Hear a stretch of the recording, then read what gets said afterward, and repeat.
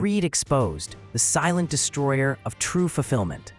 Today we gather to discuss a topic that has profound implications for our lives and society: the sin of greed.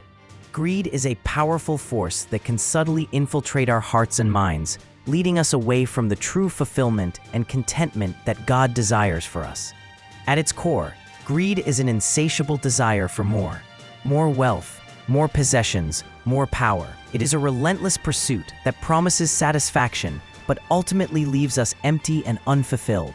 The Bible warns us of the dangers of greed, reminding us that the love of money is a root of all kinds of evil. 1 Timothy chapter 6, verse 10.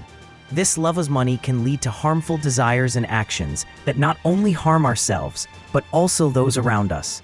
Greed is deceptive, often masquerading as ambition or success. It can drive us to prioritize material wealth over relationships, integrity, and spiritual growth.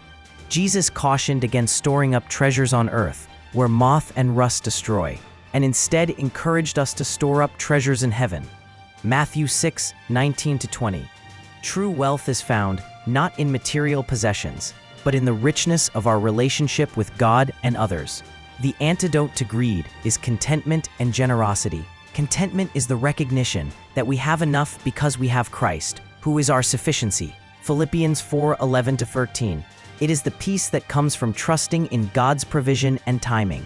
Generosity, on the other hand, is the outflow of a heart transformed by grace. It is the willingness to share our resources and blessings with others, reflecting the heart of our generous God. 2 Corinthians 9:7.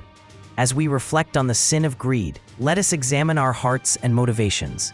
Are we driven by a desire for more, or are we resting in the sufficiency of Christ? May we seek to cultivate contentment and generosity, allowing the Spirit to guide us in living lives that honor God and bless others. Together, let us embrace the true fulfillment that comes from walking in the freedom and abundance of God's grace.